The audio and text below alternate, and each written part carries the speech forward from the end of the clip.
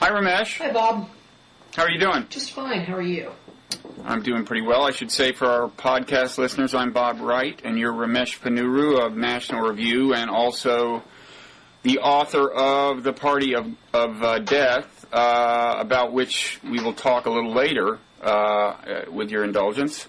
But first, I guess we wanted to start off with Mitt Romney, maybe. Have the Romney people been giving you the runaround, Ramesh? No, there was some talk of a interview at some point, but then I think speech preparation overtook them because, as you know, Governor Romney is giving a speech about faith on Thursday at Right. Texas A&M, so I think they've been pretty busy. Now, had and you also set the up Huckabee rise, not unrelatedly, is probably also keeping them busy. No, I'm sorry, what is also keeping them busy? Huckabee's gaining in the polls, both nationally and in Iowa and in New No, I would Hampshire. imagine they're pretty distracted, but that's why they need a journalist like you to get the message out. Maybe they don't think you're reliable in that regard. Oh, well, they would be correct in thinking that, I think. That could be part of the problem. Did you have this interview arranged before it was announced that he was going to give his big John Kennedy speech? Oh, it was a couple of us who were going to meet with him, and it was sort of in provisional, it was in planning stages. Okay. So anyway, it's clear now that if you do interview him, it won't be until after the speech, I guess. That's right. Okay. And you're actually an interesting person to discuss the coming speech because, for one thing, like John Kennedy, you are a Catholic, right? That's right. And you're a Catholic by conversion, I learned recently. You've been reading my Wikipedia entry. No, actually, that's not where I found it, so I can trust it, I think, because it was just on the Internet writ large, not Wikipedia. But is it true? You're a converted Catholic? Yes, that's right. I converted 3 years ago. And did you convert from a religion or from agnosticism or what? I was raised agnostic, and I was baptized Anglican right before my wedding, but wasn't really an Anglican and was converted to Catholicism. Yeah. Well, even Anglicans don't have to really be Anglicans, Well, right? That's the whole idea, right? No comment. So anyway, I mean, what is your take on the Romney speech? I mean, actually, let me ask you first about the nature of the resistance he encounters by virtue of being a Mormon. First of all, does he encounter any from you by virtue of being a Mormon? Does that bother you? No, it doesn't. The apocryphal comment of Martin Luther is that, better to be governed by a wise Turk than a foolish Christian, I think, is a sound one. And, there are lots of reasons to be for or against Mitt Romney, but his Mormonism doesn't strike me as a great reason to vote either way.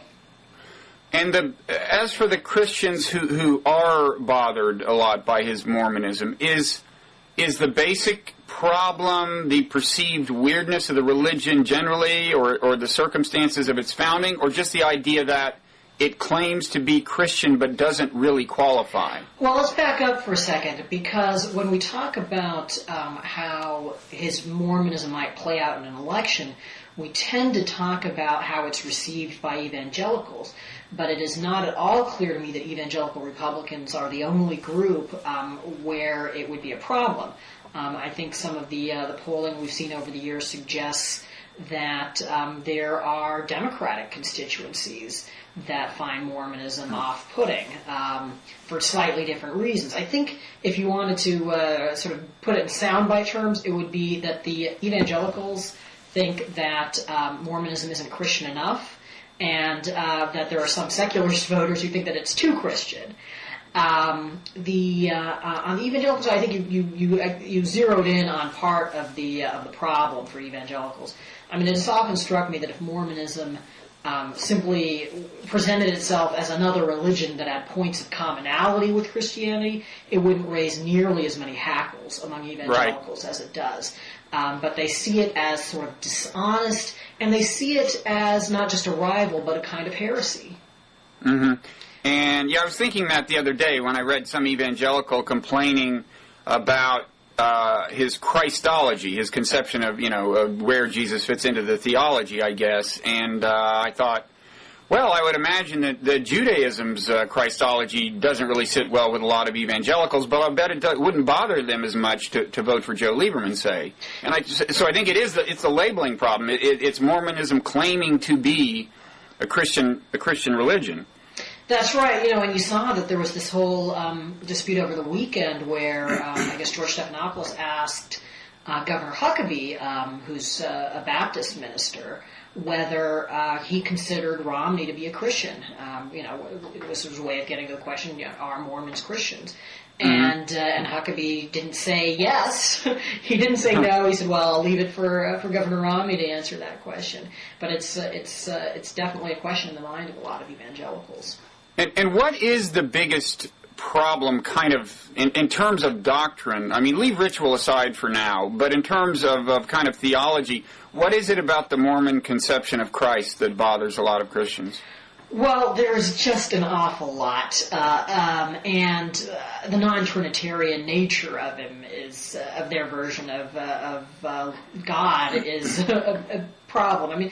But look, if you sort of mapped out the beliefs, you'd find Catholicism has some things in common with Catholics and Baptists have some things in common, some things separately, but you find that they have more things in common with each other than they do with Mormonism. And when you say they're not, I'm really naive here. I don't know anything about Mormonism. When they say they're not Trinitarian, what is their conception of the relationship between Jesus Christ and God? Is Christ divine in a full sense in Mormon theology? You're asking questions that I'm actually not equipped to answer. Not having made a study of Mormon theology, largely because, as I mentioned, I consider it basically irrelevant to the question of who to vote for. Although I suspect that we're all going to learn, we're all going to be taking crash courses in Mormonism as this race goes on.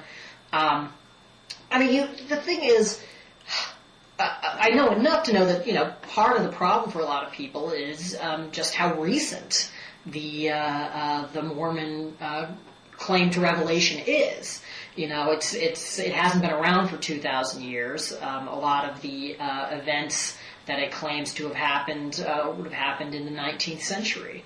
And then, of course, there's this question of... But can I stop you? And what is kind of wrong with it? It seems to me either you believe the universe is capable of miraculous occurrences taking place in it, or you don't. It's not like you would imagine there was some cutoff point in the Middle Ages where miracles were no longer... No, that's right. It's not a conceptual problem, but the problem is that it involves factual claims about more recent history. And so if you have claims about, lost tribes of Israel having popped up in North America a few centuries ago, and the genetic evidence, doesn't seem to bear that out, that's just a problem that other religions don't have. Well, there's a related problem of Joseph Smith's life being lived in a fairly well-documented age. There are unflattering newspaper accounts of the man, and that's not something that Jesus had to live with. And I just saw something from, I think it was from Pew Research on Religion and Politics, that something like 75% of Americans, if you say Mormonism and ask them to come up with one word, they associate with it, they associate polygamy. And, the Mormon Church has taught against polygamy for more than 100 years now, but it's still something that's associated in the public mind with Mormonism. And Romney himself has tried to make it clear that that's not a fair or accurate perception. Mm-hmm. And do you have any sense for what tack he's going to take in the speech? Well, it's all I can really go by is what he has said in the past about this question. And generally he's been a little bit testier than Romney usually is when asked about these things. And even this week he said, come on, this is not the type of question that presidential candidates should be asked to answer. It seems to me there are more ways for this speech to go wrong than for it to go right. He'd be making a mistake, and presumably some of his people understand that he'd be making a mistake if his pitch is basically, anybody who holds my Mormonism against me is a bigot and should be ashamed of themselves. Well, I mean, maybe that's true, maybe it's not, but it's not the way to appeal to the people whose reservations you're trying to overcome. I think probably what he will do is stress that Mormonism has given him values that he shares with a lot of non-Mormons, particularly with a lot of Republicans, and try to argue that these sort of doctrinal or theological questions just aren't relevant to governing and thus are not something that he needs to talk about.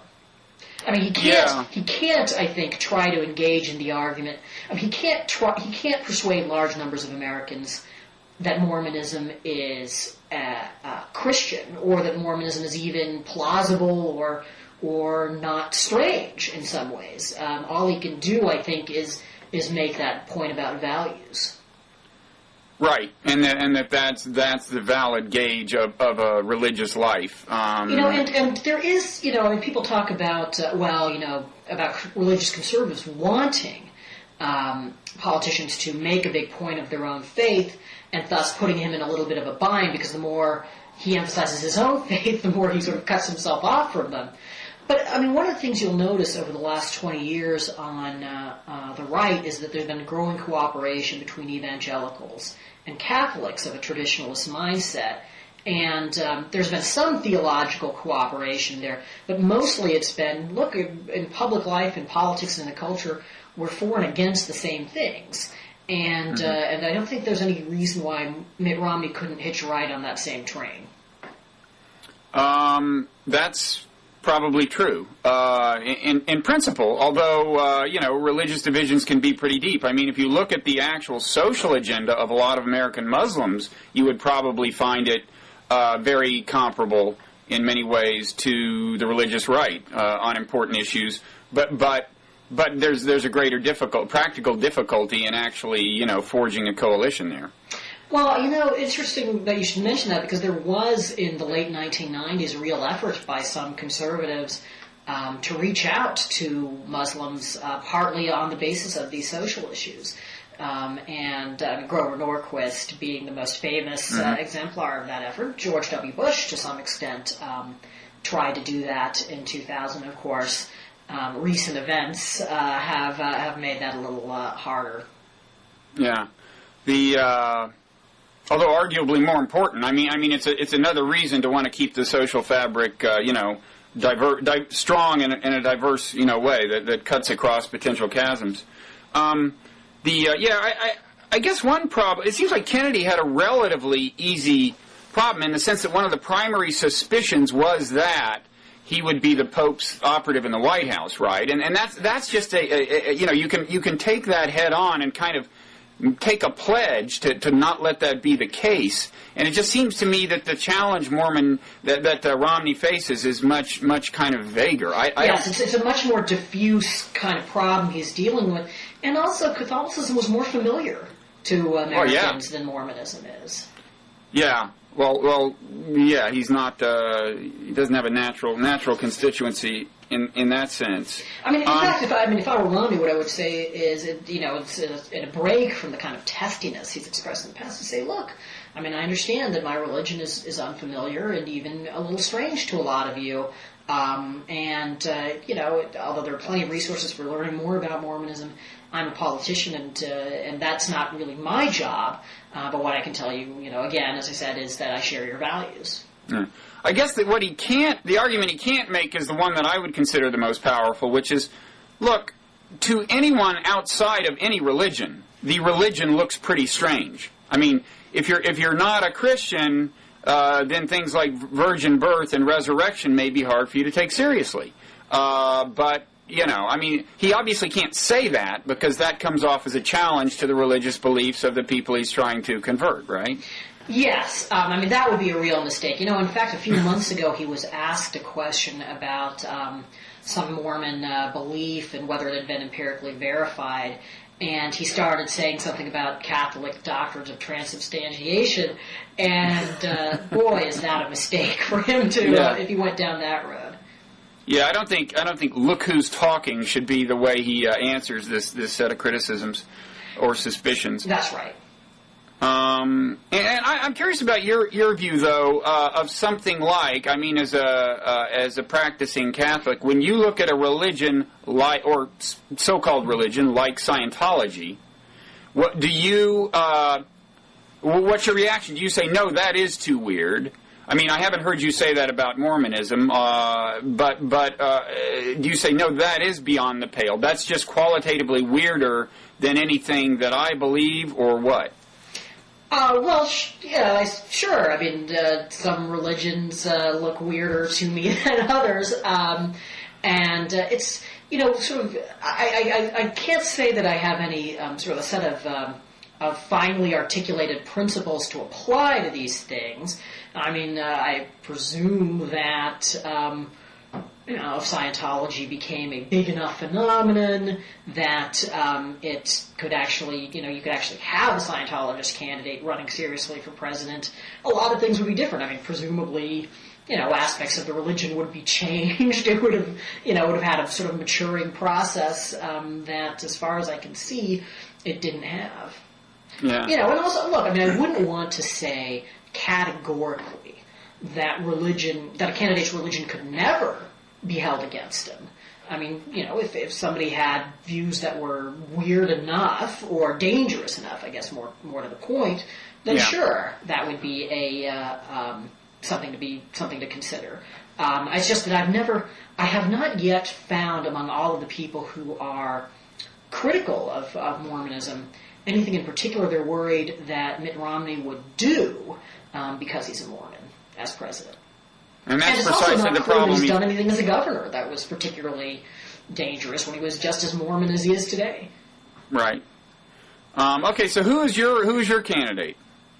I don't know. It varies from day to day. I would be very happy to see John McCain president, and I think that he would be the Republican strongest general election candidate. And in that sense, I would like him to be the nominee. But that's not necessarily to say that's how I'd vote if I were an Iowa caucus voter, because there are all kinds of other calculations you have to make. My major concern would be that I really do not want to see Giuliani be the nominee.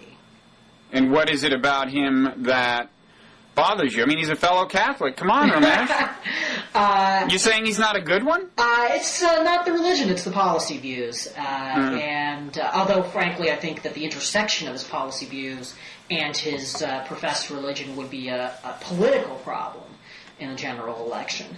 I just think that it has been important, both politically and substantively, for the Republican Party to be the pro-life party. And every Republican president from Gerald Ford onward has wanted to take some sort of federal action against abortion. I mean, in Ford's case, it was a constitutional amendment to send it back to the states, and he declared himself pro-life at that time. And every other Republican president's taken an even tougher view of the matter. I just think that it would set back the pro-life cause at a time when there's very little political need for it. I mean, even if you were going to make a kind of argument from expediency, for the last 15 years, the public seems to have gotten a little bit more pro-life, not less. So I don't see the argument for abandoning the position. And this is a very important issue to you, and so you're ruling out Giuliani largely on those grounds. And have you ruled out Romney because you do not accept his deathbed conversion to the cause?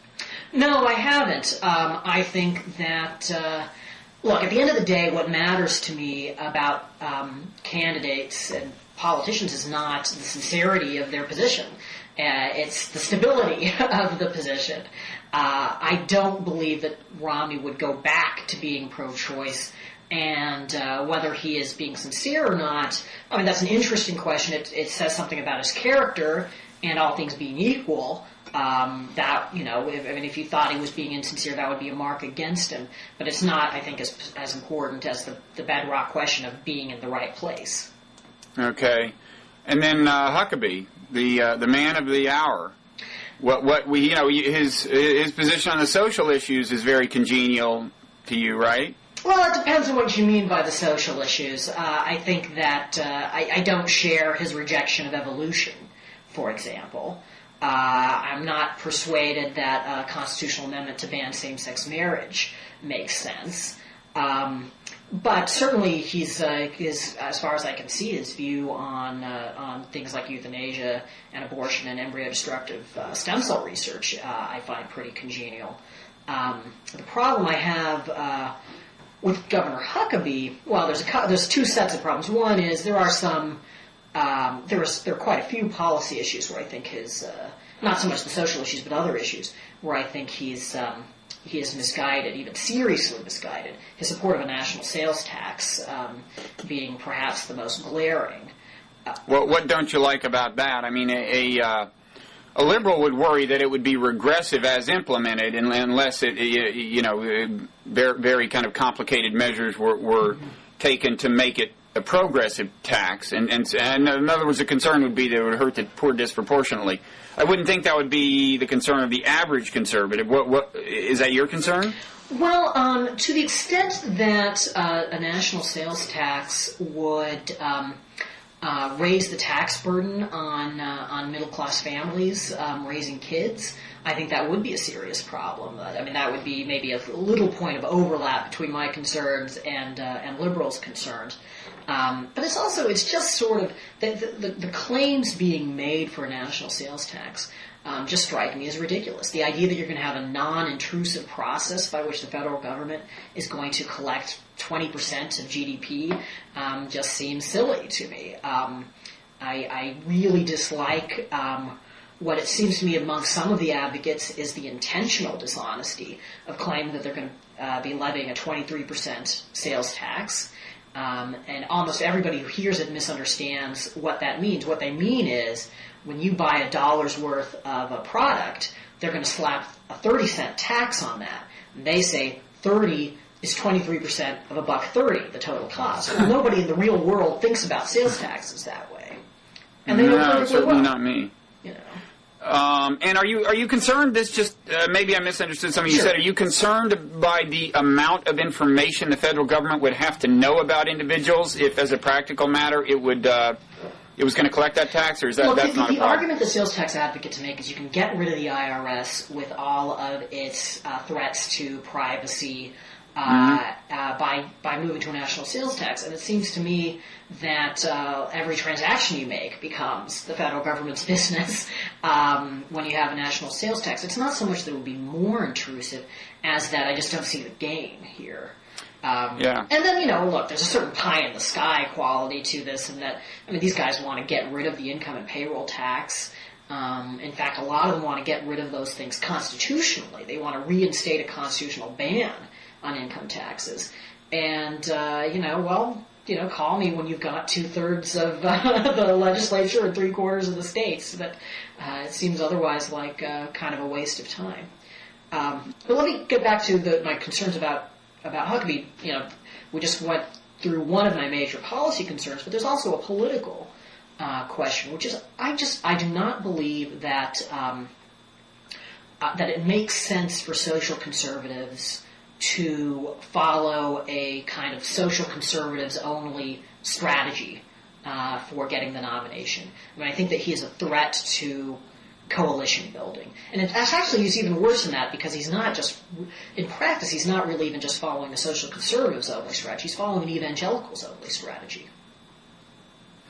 Which, as far as I know, never worked in terms of getting a Republican nomination. So you're betting against him? Yes, I think at the end of the day, it is not going to happen. Look, it's not as though we haven't had candidates branding themselves as the evangelical candidate, having their moments in the sun. Pat Robertson won Iowa in 1988. But the more they brand themselves as the evangelical candidate, which I think Huckabee's clearly doing, the less appeal they have to people in other religions. Yeah. Now, do you have a feel for the foreign policy instincts of Huckabee? It seems to me it's become hard to judge a lot of these Republican candidates, because so early on, foreign policy became a kind of rhetorical arms race. You know, I'm a bigger hawk than you are. I hate Islamofascists more than you do. And I'm not paying real close attention, but it seems to me that's just about all I hear except from Ron Paul. Well, Huckabee's not entering that sweepstakes so much. You know, one thing actually, Peter Beinart made this point in the Washington Post the other day, that Huckabee's really running a kind of pre-911 campaign, which is almost entirely about domestic issues. You know, the national sales tax, opposition to abortion, and so on. And so it's been hard to get a real read on where Huckabee is on foreign policy. Early on in the debates, he complained about the execution of the Iraq War. Just over this last week, he seems to have been moving toward the John McCain position on torture and waterboarding. But I'm not sure that there is much of a defined foreign policy view to Huckabee. And for that matter, some of the other candidates, it's not I'm not 100% convinced that Giuliani or Romney would have launched the Iraq War in the first place had they been president. I'm pretty sure John McCain would have. Yeah, I'm far from sure Romney would have, but if Giuliani wouldn't have, he's sure working hard to do an impersonation of somebody who would have. Well, you know, he's surrounded himself by all of these neocons is the word. That's right. But he also has some realists. I mean, his top foreign policy advisor is Charles Hill, who's not a neoconservative. So I wonder if some of the neoconservative rhetoric is for consumption in the primaries. You never know, and one thing about foreign policy is it's hard to say because they don't have to commit themselves to specific policies the way they do in domestic policy usually. One thing I think Giuliani would have a problem with in general election is I think the bellicosity that he projects. There's kind of bring it on aspect to his rhetoric about terrorism that I just don't think that people feel. I think people might be persuadable to a McCain type case that, you know, look, as many mistakes as we've made, things will be worse if we ditched Iraq, something like that. I don't think that people are going to be convinced by a more gung-ho approach than that. And then when you add in what Giuliani's bellicosity against Hillary Clinton will probably look like in terms of gender politics, I think that's another reason for wondering how well he'd do in a general election. Yeah, on foreign policy, it would probably be pretty easy to splice together a little YouTube tape making him look like a dangerous man, and you may see some of that in the general. But you know, this leads to kind of my last question about the campaign. I'm surprised in a way that you haven't seen the Ron Paul foreign policy ideology. Kind of assume a more conventional form. I mean, in other words, you know, Ron Paul is this flake, okay? He's not going to be president. But the foreign policy worldview he embodies actually has a long tradition in conservative American politics and a close to mainstream tradition in conservative American politics, right? That is to say, a certain reluctance to kind of intervene abroad unless there's a very damn good rationale for it. And it seems not so long ago that was part of American conservatism. And I guess the fact that Ron Paul has not dropped off the radar screen completely is evidence that it's still some part of the conservative tradition. These people are looking for somebody to cling on to. But what's your view on that? Well, you're absolutely right that there is a non-interventionist streak in the history of conservative foreign policy thought. The trouble is that Ron Paul's version of that is so extreme that he's not all that credible a messenger. I mean, you can find plenty of conservatives who think that the Iraq War was a mistake, who are not up for a foreign policy of aggressively exporting democracy, but they're not going to sign on to the proposition that the Cold War was a mistake and the first Gulf War was a mistake and we shouldn't have entered World War II. The recurring failure of this strain of conservatism over the last decade and a half is that its spokesmen have wanted to go places where most conservatives don't. I mean, and that's true of Ron Paul, and it's true of Pat Buchanan. If you'd had a Chuck Hagel in this race, he probably wouldn't have inspired the same kind of passion that Ron Paul does, because he wouldn't have had the sort of kind of rip-roaring denunciations of American empire. But his views would have been more acceptable to a larger proportion of the Republican electorate. Well, both foreign policy and domestic. The other thing about Ron Paul is not many Republicans actually want to abolish, Social Security or whatever. I mean, he's a libertarian. That's right. Not just a conservative. And the Federal Reserve. That's probably has even less support among Republicans. Yeah, but I mean, the reason I'm surprised is, I hear from business-type Republicans all the time a kind of revulsion at the foreign policy of George Bush. These may be people who went along with the Iraq War, but they're just they, like good business people generally, they like stability. They like a stable platform for capitalism, and they don't like a real adventurous foreign policy. And it's just kind of, I don't think that's a trivially small voice within the Republican Party, and it's just kind of odd that as it has played out, there has been no vehicle for that voice in the presidential race. I agree with that. I mean, 2 or 3 years ago, you might have thought that there'd be a serious foreign policy debate breaking out in the Republican primaries, and that really hasn't happened. You've got everybody more or less supportive of the Bush doctrine, and then there's Ron Paul. But there's no serious foreign policy debate, and I'm not 100% sure why that is. You would think that there would be a niche, especially in a multiple candidate field. You would think. I mean, if Hagel had signed on, it might be a very different race, and I think probably almost nobody would be paying much attention to Ron Paul. Yeah, no, it's an interesting question. Okay, so I did want to talk about your book a little. Sure. Notwithstanding the fact that I haven't read it. I mean, after all, if people can review books without reading them, which, as you know, they sometimes do, seems like you should be able to interrogate an author about a book without reading it. I think there was just a book out recently about how to talk about books you haven't read. I haven't read that book, but I guess I should act as if I have. Okay, I read that book. It was a great book. Okay, but as for your book, which I don't claim to have read, now, first of all, The Party of Death. Have you had any second thoughts about the title? I've had second thoughts, and I've had third thoughts about it. But at the end of the day, I don't regret having used that title. Okay. We should maybe spell out well, first of all, what death refers to, and then, more subtly maybe, what party refers to. I mean, the death part refers to a clustering of what issues? Sure. Well, the title takes off from a comment that the legal philosopher Ronald Dworkin made in his 1993 book on, I think it was called Life's Dominion, on his defense of abortion and euthanasia. And he starts out, he's very, very starkly in the book saying, abortion and euthanasia are choices for death.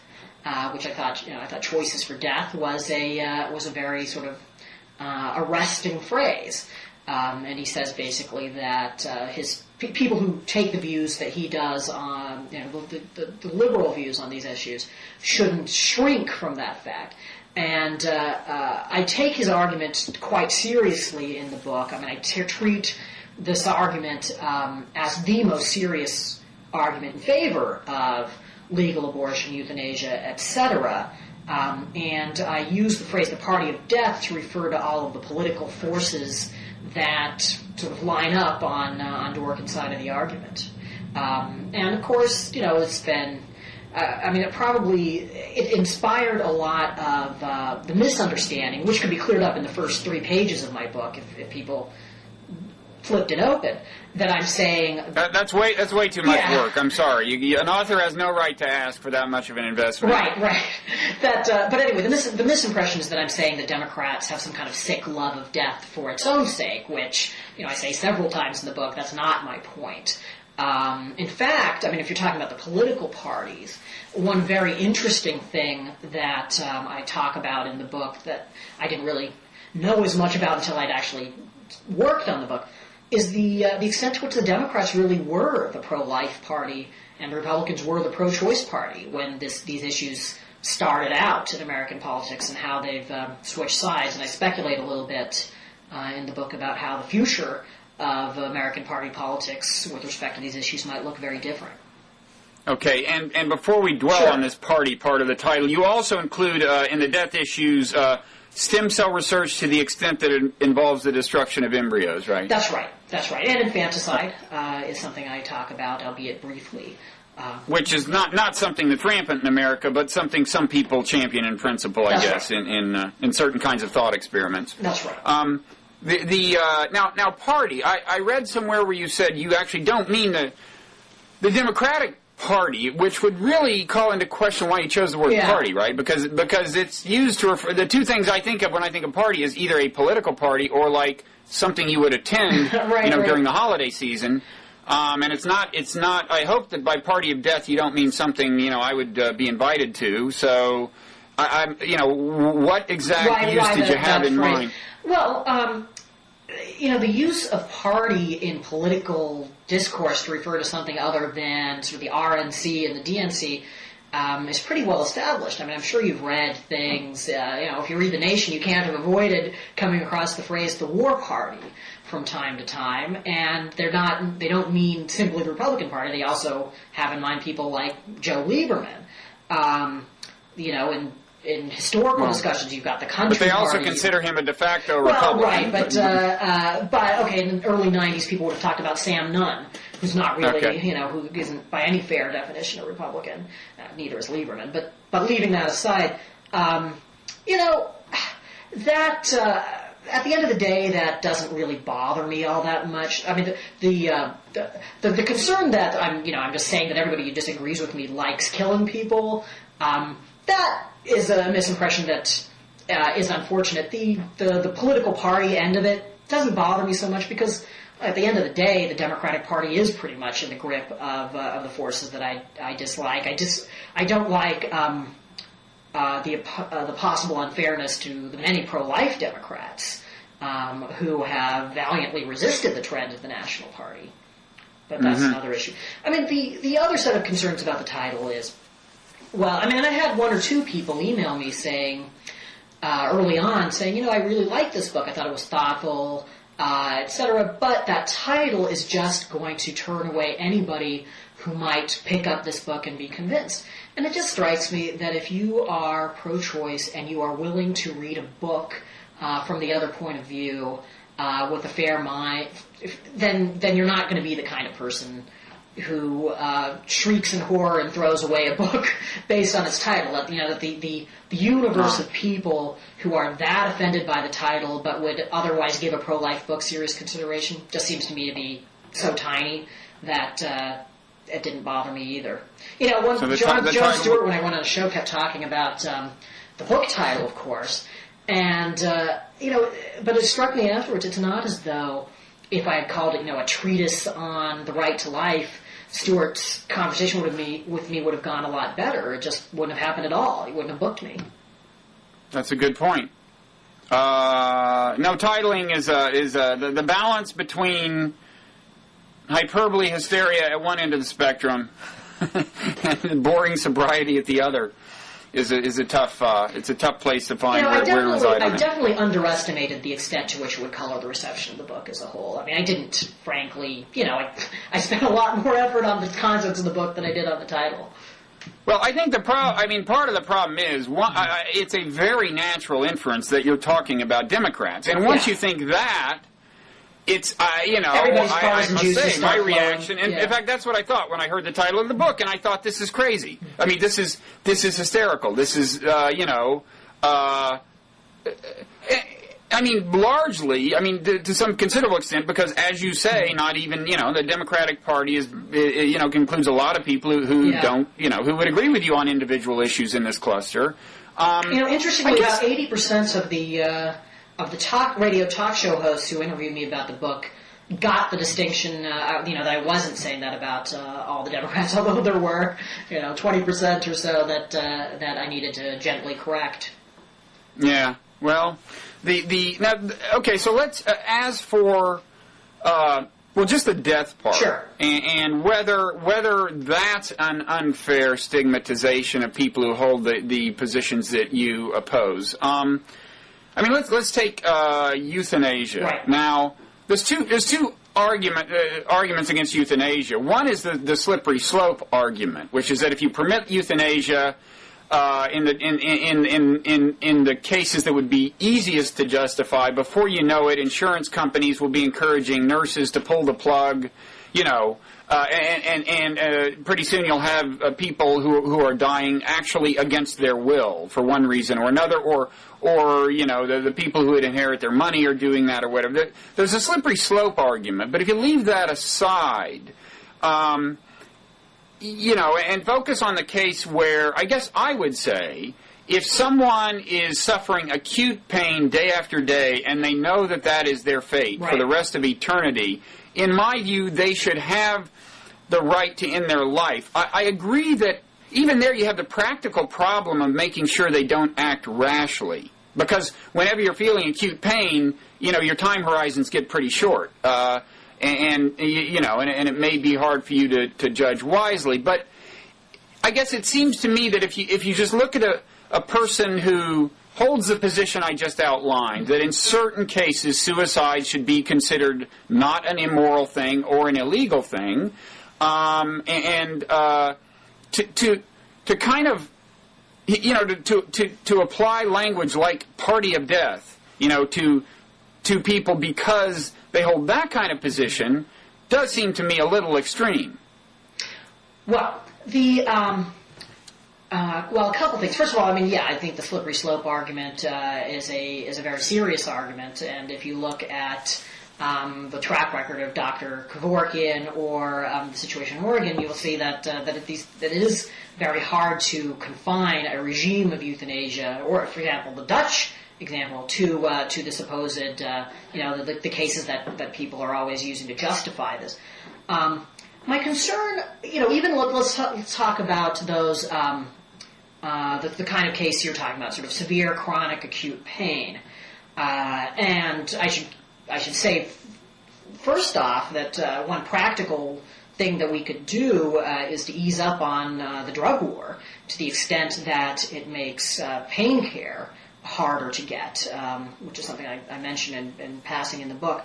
But also, I think unless you are willing to have a sweeping and strong right to suicide, and if you confine it to, people with severe chronic conditions and so forth, I don't see how you avoid, in that situation, having the law take the position that some lives just aren't worth living. That strikes me as, in principle... Well, but let's be clear, You're not favoring the law in the sense of the people who, in the legal system, making that judgment, okay? Right? Well, no, an advocate of euthanasia is not arguing that the law should deem some lives unworthy of living. Well, hold on a second, though. If the law is setting forth criteria under which it's permissible to kill yourself, right? Under which the individual is allowed to make that judgment. Sure, yes, but it's also, but since unless that right is extended generally to anybody who makes the choice to kill himself, should be free to kill himself, then the law is making a judgment about whether it is appropriate. The law is at the very least saying that under these circumstances it's rational. It can be rational to kill yourself, whereas under other circumstances it isn't. Actually, I'm not sure that that's implied. The law allows me to go eat a bunch of chocolate bars, and the law is not saying that that's a rational thing to do. It's saying that all things considered, it's best for the government to not be in the business of telling people they can't eat chocolate bars. So it's not really endorsing the judgment. But the law doesn't say you can go eat chocolate bars if you're less than 250 pounds, right? That's my point. That this would be. No, it says that some judgments are up to the individual, and the law is neither endorsing them, nor invalidating them. It's It's just saying it's not passing judgment on the rationality of the decision in individual cases. Look, I mean, if you had a general right to suicide, that would raise a whole host of other problems that I think, but I think it wouldn't raise the concern that I'm mentioning. But I do think that that the law does necessarily devalue human life in some forms when it makes this kind of distinction. Okay, but I guess the reason I'm focusing on that is because I'm of this question of whether kind of party of death is an appropriate label for people who on euthanasia, for example, have the fairly minimalist position I outlined. In other words, they might share your concerns about the slippery slope and favor the most elaborate safeguards. And you can actually imagine some. You can say that a patient in a hospital has to sign off, for 10 weeks in a row, somebody comes in at a random moment and says, "Do you want to die?" And they have to say yes like 10 times in a row over a period of, whatever. You can imagine elaborate safeguards. I'm just saying that it's kind of the implied attribution of motive in that phrase. Let me step back for a minute and fill in the part of the book's argument that I didn't earlier in our conversation. And that is this. I mean, I take the argument, which I haven't actually filled out yet. I mean, the argument that I take the most seriously, that I am most concerned about rebutting in the course of my book, is the argument that some human beings aren't persons with rights. At the earliest stages of life, because they haven't attained consciousness or sentience, and therefore it's okay under certain conditions to kill them in the case of embryos or fetuses, and then or even infants, as some people argue, or that at the end of life you can be so profoundly disabled that you're no longer a person, and that you are no longer killing a person if you commit euthanasia. The people who defend that view, which is sort of the Dworkinian view that I'm talking about, or the Peter Singer view that I talk about in the book, that strikes me as the sort of the core and the most serious arguments for these things. And people who advocate abortion or euthanasia or embryo-destructive research for different reasons, it seems to me end up being the unwitting allies of people who make that kind of argument. I mean, so I use, for example, the example of somebody who, in the late 60s or early 70s, supported legal abortion because they thought, the back alley was so bad, and this would be better.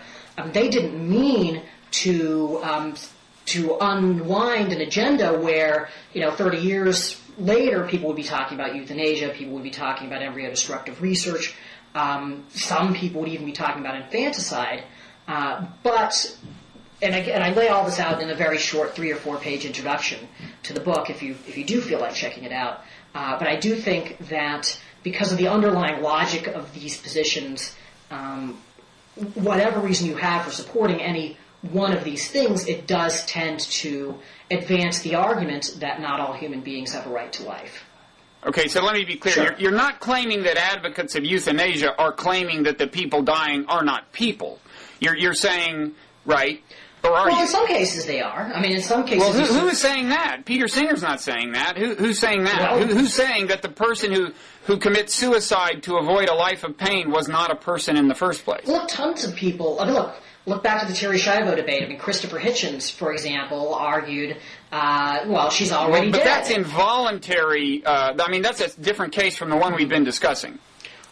Well, yes, that is right, but I do think that the typical argument that people are making for euthanasia is more that the person in the persistent vegetative state, and certainly if you look at the bioethicists, that is the type of argument that they're making, that they are no longer persons.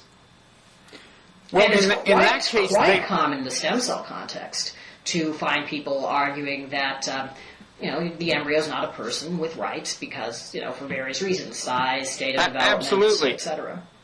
Absolutely in that context. Yeah. But in the classic euthanasia case, that is not the claim. Now, Terry Schiavo, I think, is in a different category because a lot of people would make that argument. Yeah. But in the classic euthanasia case, they're not. That's just different.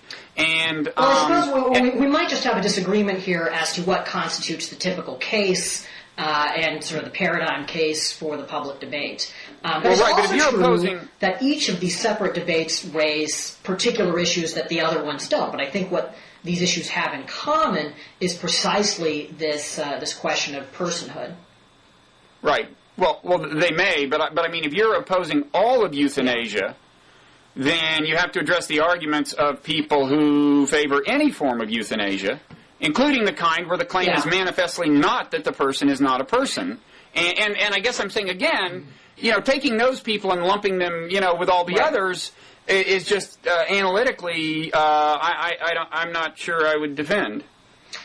Well, to get the more extended arguments, read the euthanasia chapters, and we'll have a further dialogue on the subject. Oh gosh, you want me to actually read a book? I mean, to read Nonzero for a while, so we can have a little book chat about our.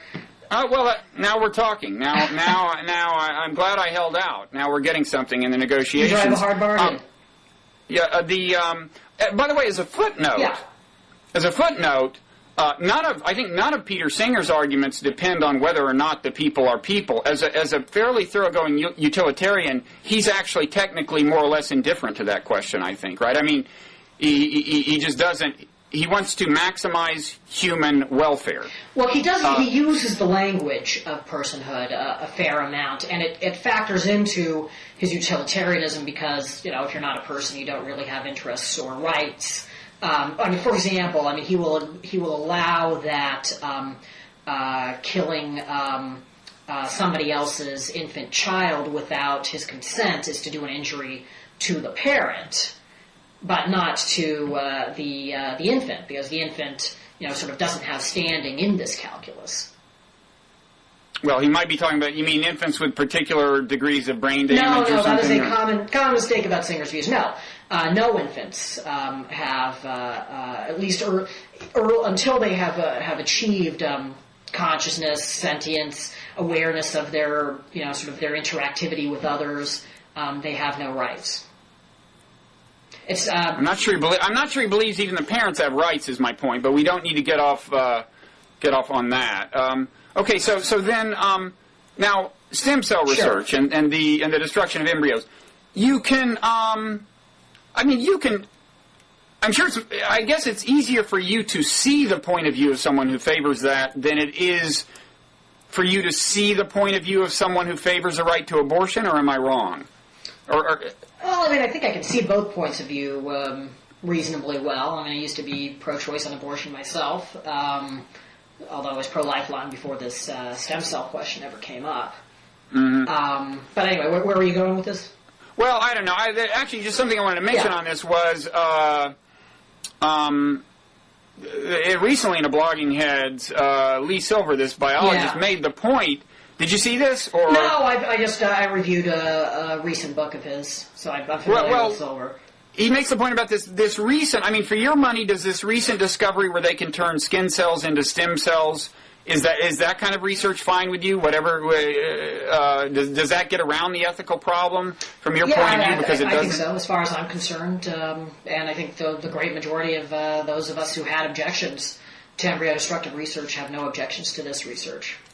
Okay, he made the kind of interesting point that actually, once you've converted the skin cell back to this, in effect, embryonic stem cell, you once again have something that is capable of becoming a human being, and so it's not so clear that, to him, the ethical issue is solved. Of course, he favors the research, and the point he's making is that the distinction you were drawing in the first place between a skin cell and a stem cell was itself suspect. To him, they're all just complicated information processing systems, and his point is, look, a skin cell is itself something that, under appropriate circumstances, we now realize can become a human being. So, but you're not against the destruction of skin cells. Yeah, he makes this case from about page 50 to about 120 of his book, Challenging Nature.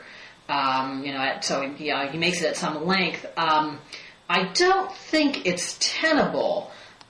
Because, yes, it is true, for example, that if you take a skin cell and you remove its nucleus and you put you do various biological interventions where that you can create an embryo. I mean, that is conceptually possible, but it just seems to me that that doesn't establish that what you had to begin with is in substance the same thing as what you had at the end. It seems to me what it means is you have artificially mimicked what happens in conception. That is the creation of a new embryo from pre-existing biological materials. Yeah, although in a certain sense in vitro fertilization is an artificial process, and yet it is important to you that frozen embryos, which could be turned into life via that process, right, that their rights be respected. Right. I mean, but that doesn't contradict what I'm saying. I'm saying in all of these cases, once you have an embryo, once you've done something to a skin cell to make it into an embryo, once you have gone through the process of in vitro fertilization, or once you've had the normal process of conception, that what you have is morally distinct from other types of biological materials. It's distinct from an animal embryo. It's distinct from a skin cell. It's distinct from a sperm and an egg cell. So yeah, I mean, I think I'm consistent on all of these points. Okay, I'm not sure I'm clear enough on this to argue further with you on that. Let me just ask you one more question about abortion that I guess ultimately again gets to kind of how thoroughly people who disagree with you deserve to be stigmatized, and in that way gets to the title of your book, right? I mean, I guess of all the three cases, euthanasia, stem cell research, and abortion is the one in which I can most easily see your point of view that they are killing. I mean, although I'm pro-choice, I can see your point of view that it amounts to killing an individual because it looks most like an individual. It's closer to being an individual than, well, I mean, I should say, yes, you're killing an individual with euthanasia, but that's kind of a different matter because that's voluntary. But if we compare stem cell research and abortion, it's much easier for me to see, the outrage of anti-abortion people. It's a genuinely tough ethical decision, so I can see that. Yeah. But that's not to say that I consider the well. Again, it gets to should you be calling by implication people who are pro-choice kinds of killers, and that is implied in the title of your book, I think, to some extent. And I guess my question is, I mean, do you acknowledge it's a tough call, and people who don't have a kind of a priori religious reason, for example, to oppose it, could be forgiven, so to speak, for disagreeing with you? Well, boy, there's a lot of different sort of questions packed in there. Let me just be one little point. I mean, even in stem cell research, I think the embryo does in fact look like a human being. It looks like a human being in the embryonic stage of development. Sure, lots of people of goodwill and reasonable people, particularly in our culture, can conclude that embryo-destructive research is worth supporting. I think that they're wrong, and I think that what they are supporting is, in fact, a form of killing, indeed, a species of homicide. I mean, if I think it would be perfectly legitimate to say you can't just go about this debate by yelling, you're all supporting killing. But on the other hand, if you write an entire book which is trying to lead up to the conclusion that is what you are doing, I think I'm afraid that I think it's true. So I am in advertising. Yeah. Okay. And are your reasons grounded in religious doctrine at all, or do you think of yourself as having an essentially kind of rational argument that you believe holds up in a secular context? I believe that I have an argument that depends on no no revelation, no appeals to biblical authority, no appeals to the authority of the Vatican or any other kinds of theological arguments. That is based, partly on biological premises and partly on a philosophical argument about the nature of human equality. And these were the views that I held before I became a theist, let alone a Catholic. Okay. And in closing, I think I claimed that was going to be my last question. I guess that was a lie. I'm just, and just tell me when I'm getting too personal. Okay. But I'm always curious about the conversion process. Not because I'm actually not an atheist, and I'm a little, I'm a kind of, I won't characterize myself further than that, except to say that I'm far from being on the opposite side of the spectrum from you, but conversion to a very specific body of belief and doctrine is something I've always been kind of hard to imagine for myself, if you know what I mean. I mean, I can imagine, a religious experience makes sense to me, and conversion experience kind of makes sense to me. But I guess I don't. I guess I've just never had the experience of being converted to a specific faith, and yet lots of intellectuals in particular seem to be converted to Catholicism. There are, Graham Greene. I guess was C.S. Lewis, was it Catholicism or? I think he ended his days as an Anglo-Catholic. Okay, never mind. But anyway, is there anything you want to say about the process? Not particularly. I will say, I think that look, there are lots of different types of conversion. I think mine was maybe a little bit more intellectual and deracinated, I guess, than that other people have. I think that Catholicism, in the sort of in its appeal to intellectuals that you talked about, has a little bit of a leg up. Compared to a lot of the other Christian churches, just in terms of the length of the intellectual tradition that other types of Christian churches, for example, just don't have. Okay. But look, in my case, it was a process. There was no sort of moment on the road that I became a Catholic. It was a slow process of persuading myself that the Church's central claims are true. Okay. Any personal questions you want to ask me in retaliation? No, that's all right. Yeah, okay. I'll save my personal and inappropriate questions for the presidential candidate. Okay, well, good. They're better used there. Well, thanks a lot. I appreciate it. And I know you'd rather be interviewing Mitt Romney than talking to me. But I hope. I hope something came out of this for you. Yeah, sure, and hopefully we'll do it again sometime. Yeah, I'd like to. Thanks a lot, Ramesh. Okay, bye-bye.